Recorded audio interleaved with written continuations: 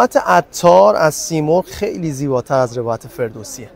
دنیایی از پرندگان که عطار توی منطقه طیرش میسازه دنیایی پر از مشکل و پرنده ها راه حل در پیدا کردن یک رهبر فرزانه میبینن و اونجا هدهد سیمرغ رو پیشنهاد میده. پرنده افسانه‌ای که جواب تمامی سوالات رو داره، ولی برای پیدا کردنش باید تا کوه قاف رو بری. هزاران پرنده حرکت میکنن و بعد از گذشتن از 7 مرحله تنها سیمرغ به کوه قاف میرسن.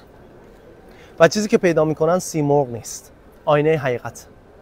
چیزی که امروز من روبروت نگه داشتم افغانستان و توش سیمرغ رو نمیبینی، خودت رو میبینی. خودت مشکل خودت رو حل کردی و تا اینجا رو اومدی. سیمرغ خودتی. بیاید مشکل دوم رو حل بکنیم. بیاید همدیگر رو انکار نکنیم. تاریخ همدیگر رو، فرهنگ همدیگر رو، زبان همدیگر رو.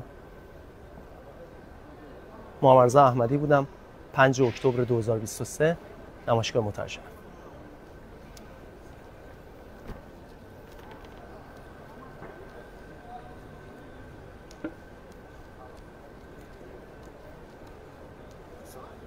That's okay.